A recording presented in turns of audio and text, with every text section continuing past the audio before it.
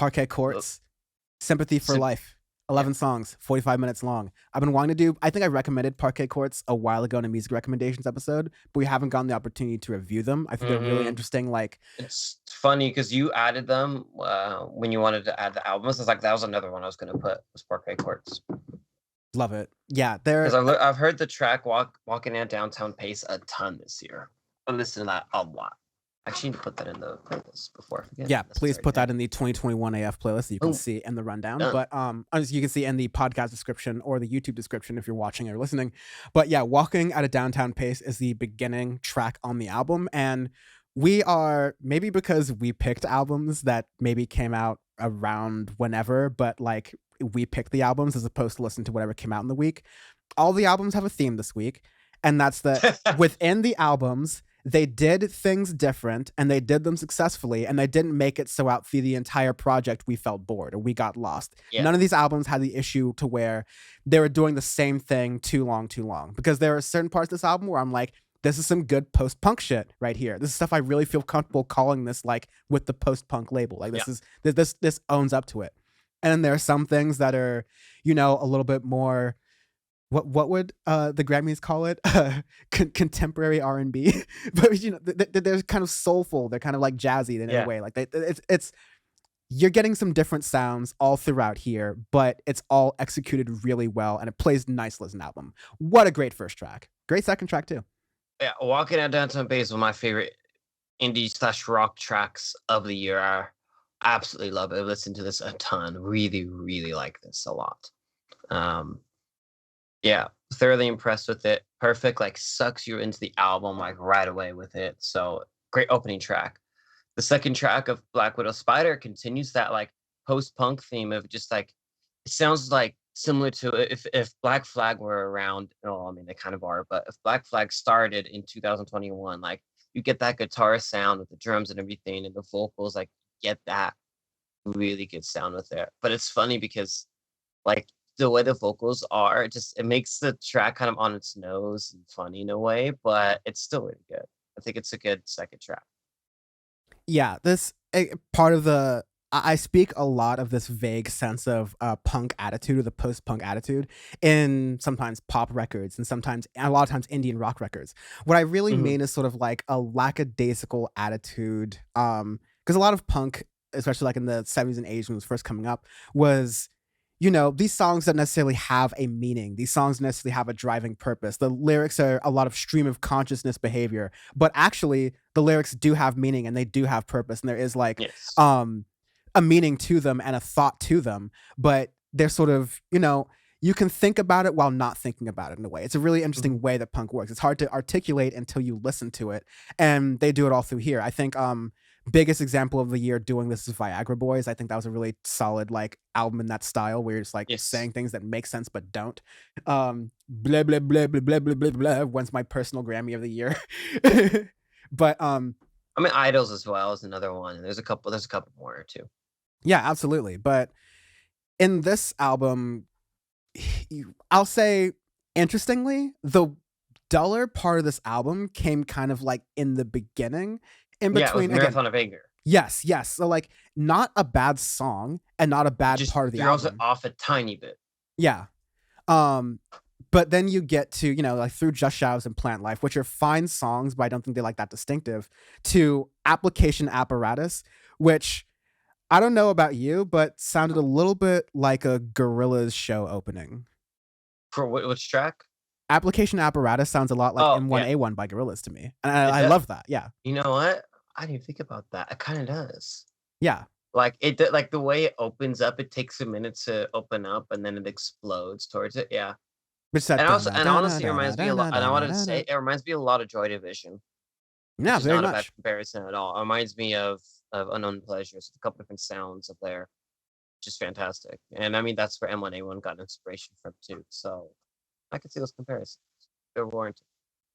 No, I absolutely like that execution of it. And then after song 6, the songs are, you know, medium to long size. You get like 7-minute long song almost with the final track at the end.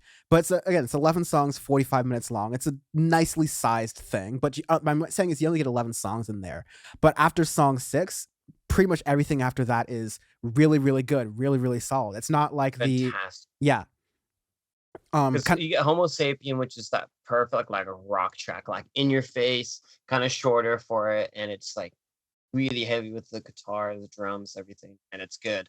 After you get Sympathy of Life, which like turns up the album to me, where it makes the album like a good, decent like post punk, a little bit of indie rock album, to where it's like, oh, okay, this is a good album in general. Sympathy of Life, where yeah. it's totally changes the mood of it, but it still keeps it cohesive in the way that it's made. But that's where you start to get your funk. You start to get your different motifs with the drum beats and everything. And I wasn't expecting that track at all right after Homo Sapien. But it, because that threw me off the first listen, but the second listen through, I go, okay, I understand it now. And that's actually a really good way that you like positioned all of the tracks. Sympathy for Life cashes a check that Walking at a Downtown Pace writes at the beginning of the album, because like Yeah. you kind of think the album's going to take on more of this sort of like jubilant fun kind of thing, and it does it in its own way, but it goes through a bunch of different journeys. But I think like Sympathy for Life, in addition to being the title track, also reminds you that, hey, remember how this album began? Same thing, still here, still going on, but this is the wide breadth through which we wanted to take you through musically and sonically. Did it work out? And surprisingly, I'm like, yeah, it did. It really did. But there's so many different sounds here. Like Sympathy for Life's one of those songs like I can't call that punk per se. I can barely call it post-punk. It's just so many influences of indie and alternative music over the past like even 10 years. Like, yeah. So there's so much in that track, which is what I love about this album. And honestly, all the stuff that we've listened to today or reviewed today is that all three of these records have a ton of influences that they're pulling from to make something that's unique to them personally, to them, to their sound, the way they want to deliver the album, deliver their tracks, everything. And I like that because it makes it unique, it makes it fun. All the listen throughs have been enjoyable. I want to listen to it more and dive down, because the more you listen to it, the more you understand it, the little things you'll hear that you don't necessarily hear before. Like example, the second to last track of Trios, I'm assuming how you pronounce it. Yeah, like the way twangy, it is, it's got banjos. It's yeah. And like the way it is, there's so many different sounds in there. Like you have to listen to that track a couple of times for me to really understand, especially towards the end, where you get it like slows down and then turns into this really fun funk beat and stuff. But there's still like distorted messiness around with it. But in the drums, you get this electronic beat and other stuff in there. I'm like, whoa, it's really cool. And it reminds me a lot of Gorillaz, actually, with how it sounds. So fantastic record. Yeah, really, really like it. I wouldn't say it's as similar to Gorillaz, but I think the spirit's there, and that you're pulling from so many different influences. It reminded me of like something that they would make. It doesn't necessarily sound like Gorillaz in a way, but it's like, oh, okay, like the same philosophy towards making music. Yeah, absolutely. Exactly, where we don't give a shit. Like it's whatever it is, but it's still cohesive in a way, which is what I love. I can get on that. Now, exactly. Arbitrary Scale, Black Friday out of stock stuff. This is going to be, this one's gonna hit home. This is gonna be like a personal care product, like maybe it's for your skin or for your hair or something, that the company is just out of business now. Like they just don't exist anymore. All right, man. That's rough. And so that company that you may or may not, I don't know, maybe I have a friend and my friend's mom who rely on this certain brand of shampoo and conditioner that has been out of existence since COVID and is really getting rough in the streets. This might be your problem. I found a replacement, but I don't know if it's good for your mom because it has coconut in it.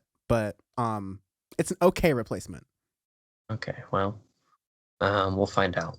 Rip in peace. She might use my diva girl. So rip in peace to Nature's Gate. Nature's Gate, man. Rip. At least woke soap's still around. Thank Christ. No, that's never dying. They got psychedelic money. Yeah. Also, a noted friend of the show, Vanessa, uses woke stick, as I like to call it, because it's chapstick by the same maker. And I was reading the label, and I was like, "This never disappoints." No, they're branching on Dr. Bronner's, who Dr. Bronner's. There we go. I'm going to be very careful with the brands I shout out on the show because we are doing ads now. But like, this is not a paid ad. But I do use Dr. Bronner's stuff, and it generally rocks. They have soap now. They have like hard bar soap. That's pretty great. Oh, nice. I Um, might have to cop some then. and now this is an 'Cause I'm a ad. s I like my bar soap. Pause. I thought you were about to say you like your soap hard. What is your out of stock thing? Oh, my out of stock thing, this is lumber. Oh man, yo, I felt that. This is lumber. I felt that. Yo, for all the Americans out there trying to build a shed or a table or like That's too anything, close to home.